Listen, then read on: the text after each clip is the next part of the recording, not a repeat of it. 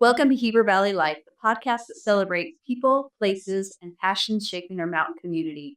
I'm Rachel Kahler with Heber Valley Life podcast, and today I have with me Josh Jewkes. Josh, welcome. Thank you. So today we are talking about community service through the Wasatch Community Foundation. But before we dive into that, I would love listeners to learn a little bit more about you professionally and personally.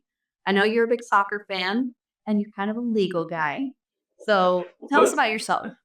Well, I've lived here in the valleys for about 13 years and love it here. This is where we want to live. We don't want to live anywhere else. I got obviously a wife, and we've got 4 children ranging from age 21 to 14, and 2 girls, 2 boys. And we Perfect combo. yeah, the perfect combo. It's never perfect. Well, the twins may have that twin power. That's right. Yeah, so the youngest 2 are boys, and the twins 2 are girls, kind of gang up on the boys a little bit. But any event, we've got a great family dynamic. They're great people. It's wonderful. We live here on a little bit of a farm. We've got 6 acres. We've got a number of horses and a bunch of dogs, and that keeps us very busy during the day. On top of your legal profession, try to keep people out of trouble. Yeah, I'm a lawyer at Gordon Law Group. I primarily do business, real estate work. Some do a lot of criminal stuff, but we do try and keep people out of trouble. Also a passion of mine, really enjoy just working with people in the community to help solve their problems and make their lives better. One of the things that I have always been impressed with is anytime I go anywhere for volunteering, you seem to be there. But one element you really have stepped up and shown leadership is through the Wasatch Community Foundation. Tell us about your role there and how long have you been working with the Community Foundation and what your title is, or at least your volunteer position. Well, I don't know that I can take credit for what you're saying. You're obviously there just as much as I am, if not more. But so I've been with the Wasatch Community Foundation since I think about 2017, so probably about 8 years. My current title is chair of the board. I was asked to become part of the organization by his prior board members. They were looking to make some changes. I knew some of them personally. Bert Rooney at the time was the chair, the friend, and got involved that way. And it's been a wonderful experience. It's a great organization. I can't take credit for anything, really. I mean, we've got our pillar leads who do most of the work. So I guess smile at things like this. That's not true. But I do want to read the foundation's mission. I think it's so telling how it has evolved based on the needs of our community. And the mission is to advance the well-being of Heber Valley residents by meeting people where they are, which I love, and uniting community resources and programs through 5 pillars of support: health, education, recreation, arts, and human services. And when we come back, we're going to dive into Josh's involvement with the Community Foundation and the areas of focus that truly make a difference in people's lives. So we're going to take 5 seconds, maybe, and we'll be back. So we are back with Josh Jewkes with the Wasatch Community Foundation, and I want to know how you got involved. I know that they asked you to participate, probably because, like I said, every time I turn up at an event or a volunteer opportunity, you're there, and you've been involved since 2017. What is it that really made you stand out as a person that wanted to help the Community Foundation? I was looking for opportunities to become more involved in the community. Personally, I believe that we live in such a wonderful place. And you're so blessed to live in this valley, all of us. And to me, in my opinion, that gives rise to an obligation for all of us to give back. I try and take that seriously. And I looked around and felt like the Wasatch Community Foundation had a very broad base and direct ways to make a difference on the ground. Like we said in our mission, meet people where the needs are. My dad actually was part of the original days of the Community Foundation when it was just a program that was raising money for graduating seniors and creating scholarships. Because at the time, this is 40 years ago, that it was really hard for kids to go to college when they grew up in Heber. They didn't have the means to move on to that next phase in life. And I'm so impressed that the community foundation has really evolved into something that's meeting more social services. Now that education component has gone to the education foundation, and Jeff Danley does a great job leading that out. But I've been so impressed with the services that are now offered through the community foundation. Yeah, you're right to point that out. We're actually celebrating our official 25th anniversary for what is probably the current iteration Rankin League Foundation informality. Actually, when I first became involved, it was still kind of limited to that scholarship program. Right. One of the big pushes we made was, hey, we've got to broaden this. We've got to get these other pillars going. And as it so happened, the education pillar that was doing the scholarships wanted to break off and do their own thing, and they became the education foundation. So it was, a loss of great people, but at the same time, it was kind of an impetus to get us involved in a lot of other programs, strengthen those programs. So today, it's a broad-based group that reaches across the valley through all of our pillars, not just education. Yeah, which I love. So we're going to take a break. When we come back, we're going to dive into a couple of those programs. And there's one that's really close to my heart. So this has been such a fun conversation about the Wasatch Community Foundation. I'm so grateful for Josh Jewkes, chairman, for how many years now? I've been chair for 2 years, and I think I was vice chair for 4 before that. Yeah. And then just a board member before that. Let's talk about the Community Foundation. Who are the people behind it? How big is the organization? You have 5 different pillars, and people have kind of segmented themselves into their interests. How does that work? Yeah, the major structure of the community foundation are the pillars. That's where we do all the work. We've got a board at the higher level, but it's really management and kind of keeping things together. So the real work is done at the pillar level. Each of those pillars is headed by a pillar lead, and each of those pillar leads in turn has a committee that runs the pillar. And those committee members are from all over the community. The numbers fluctuate. People come and go when they have time. Some of them are very much part-time, get involved when there's a project. There are others that are very dedicated and attend every pillar meeting. So I couldn't give you an exact head count. And then, of course, we just have volunteers who come out to the projects, and that could be any number of people. But it's through the pillars that the work is done. And those wanting to get involved, of course, that's the best way to do it, through the pillars. There's a couple of programs and projects that I am just wowed by. And one of them particularly is the backpack program. I think the official name is the Holiday Food Provision Program. And Diane Glenn leads this out, and she has for a couple of years. And I think I had no idea the scope and the breadth and the depth of this program. Let's talk about that, because Diane works on both getting the donations, having the volunteers, literally having backpacks filled with food to send home with these kids over the holiday breaks, also on long weekends. And there really was a food scarcity for these kids. So this has filled a need that I think a lot of people don't realize that we had, and it continues to be a need. So, I mean, what's your take on this particular program and the operation of it? It's an amazing program, and Diane's done a great job. I think she's actually been on the community foundation longer than me, but she heads our human services pillar. Yeah. And she's got a great group of volunteers, very, very well organized. It's a well-oiled machine. So she's been doing it for so long. This particular program does meet the community exactly where they need it, where they are. And a lot of people don't know that food scarcity is a problem in our valley. I think people who live here, it is so expensive to live here, but they also assume that you got to have money to live here. And if you do live here, you have money. And that's not always the case. We've got a number of lower income areas, and there's quite a bit of research out there showing that the kids in particular need food. They're going without food on the weekends in particular when they're home from school. So that's what the need we're trying to meet is. Now, Diane has done a great job. The backpack program focuses on 2 things. One, the major focus is when those kids are alone because they're at home and their parents are at work, they're not getting fed. And there's transportation problems too, to get to places where food is. So we give it to them at school, and one portion of it is over the holidays.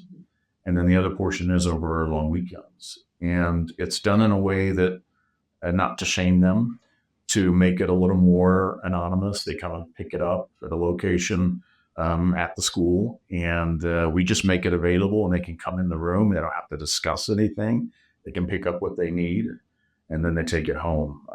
And Diane raises funds, but she also, with her group, packs the backpacks, and then really has just a bunch of food available on the school property. And where do those donations come from? Are the grocery stores participating in some of the donation, the Christian Center? How does that happen? Is it a funding source that they go out and purchase these things? How does that kind of come together so they can stock these backpacks with essentials? And it's easy to eat essentials, but also nutrition. There's a nutrition component as well. Yeah, we're not filling them with a bunch of candy. No, it's, nutritional things cost a little bit more, but it is definitely good food. Most of the funding comes through the community foundation itself. So we have various fundraisers at the community foundation level, and then we do budgeting at the beginning of the year, and we set aside funding for that particular program. She's very good at making deals with the local grocers and watching for sales.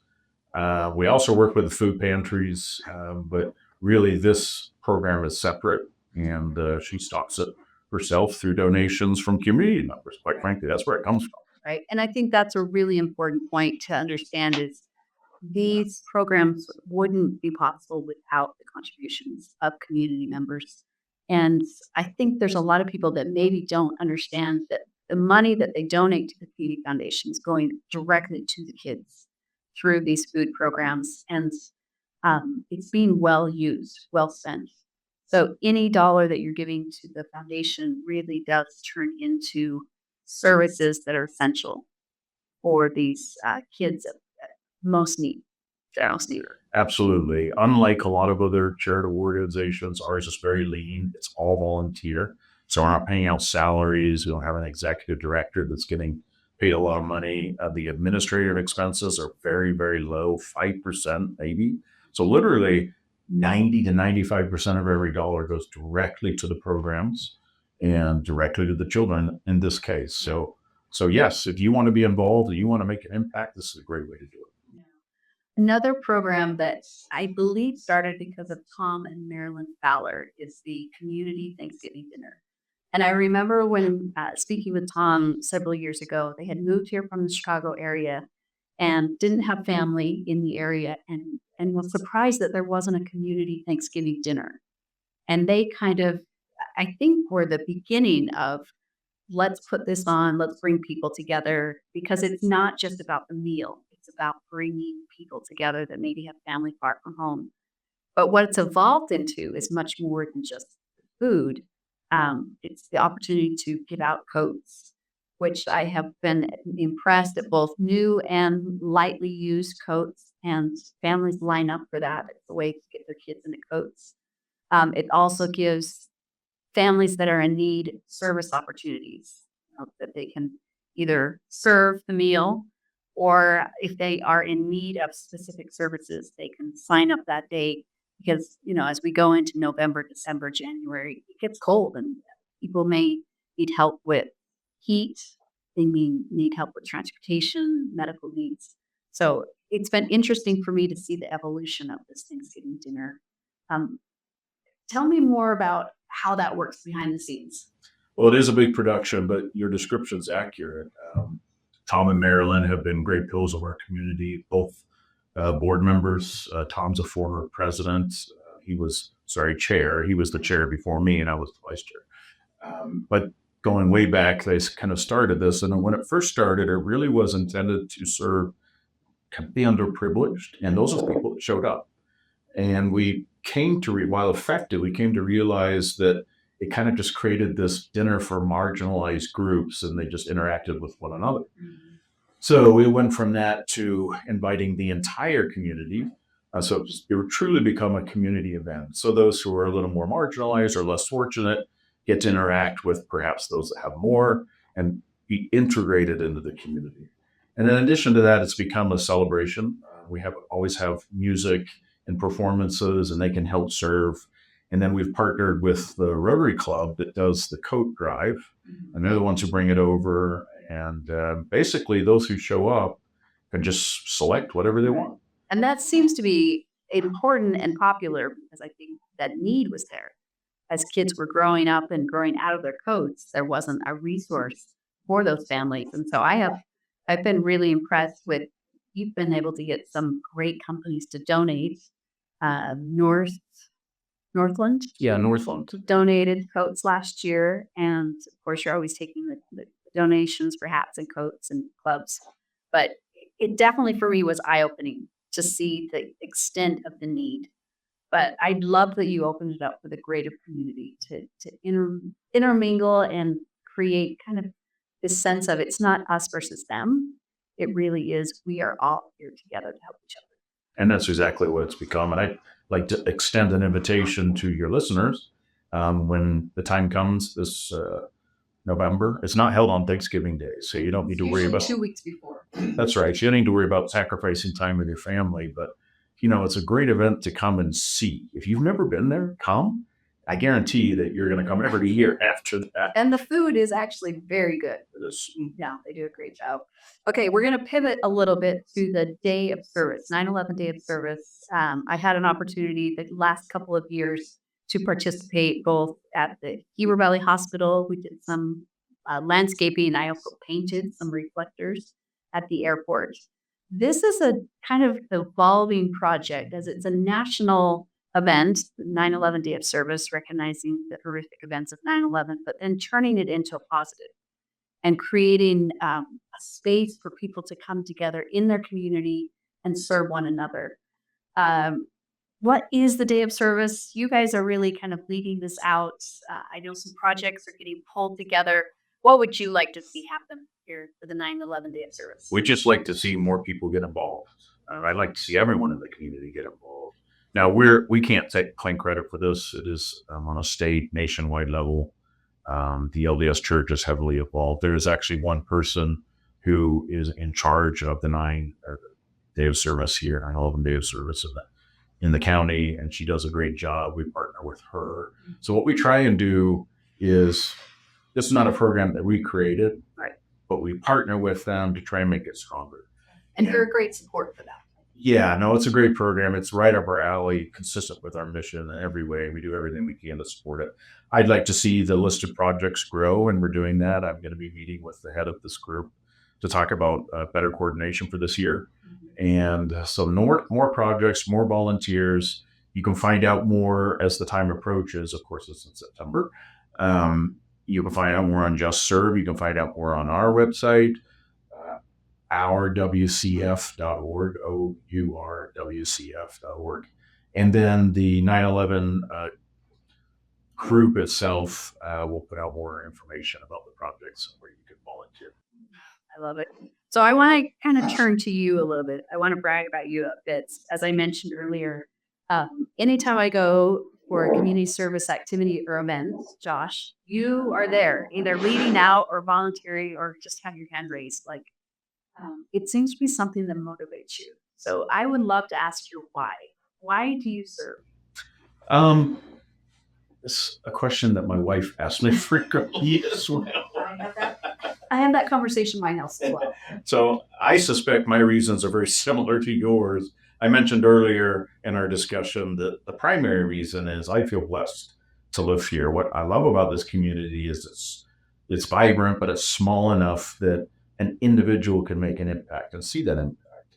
So I think sometimes in the larger communities, you get lost in kind of the whole, and it's hard to see an impact. Here, that's not the case. You show up at an event, there's going to be a limited number of people there, and you're going to make a difference. You're going to see that difference.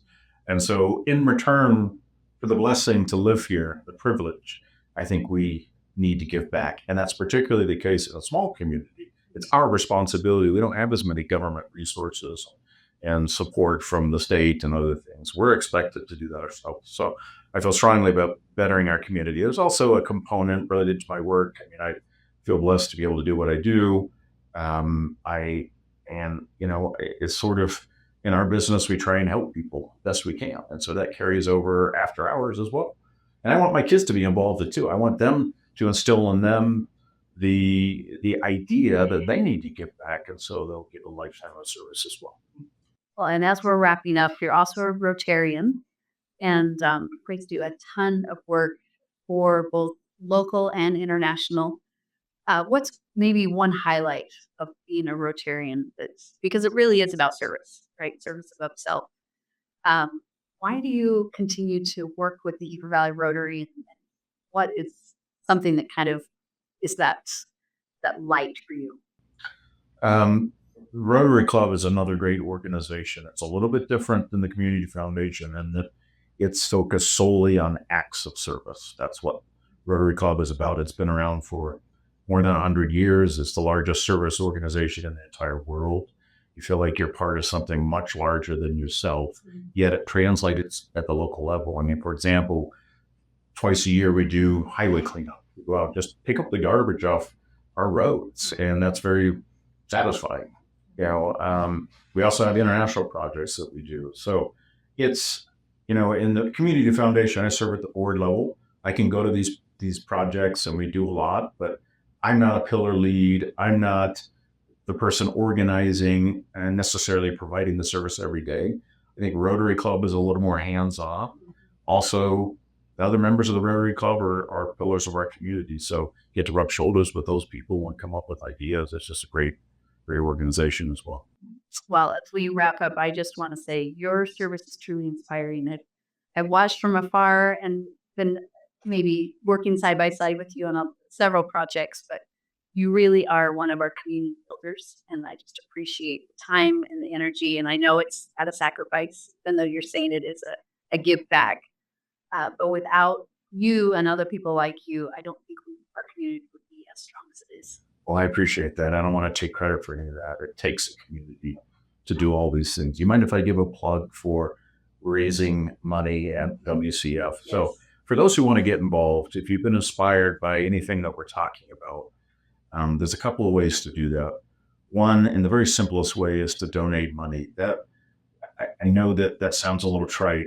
Everybody talks about it, but really, without money, we can't make these programs go. No. And this And community, you're not talking thousands of dollars. no, I'm talking $50 if you could give it, $10 if you could give it. It's very simple. Go to our website, ourwcf.org. There's a link. You can donate whatever amount you want. You can specify for certain projects or just generally, and you can be rest assured that we take it's a fiduciary duty that we take very seriously, and we do not waste money. Strictly use it and consistent with the mission of the group. The other ways to volunteer, just become involved in one of our 5 pillars. It's a wide variety. You can find something you're interested in. There are always projects on the ground ongoing at all times. So you can go to our website. There's a number, there's an email, say, I'm interested in X, one of our pillars, and we get in touch with the pillar lead. And then we also have opportunities to serve on the board. If your skills and our experience is such, we have some open board positions. I'd be happy to talk about that as well. Josh, thank you. I just thank you for being with us today and for everything you do to strengthen Heber Valley. Thank you, Rachel. Pleasure to be here. All right. Well, that's it for Heber Valley Life podcast. Again, thank you to Gordon Law Group, our studios here, our sponsors, as well as the Heber Life magazine. So get out and serve your community. Thanks so much. I'm Rachel Kahler with Josh Jewkes signing off.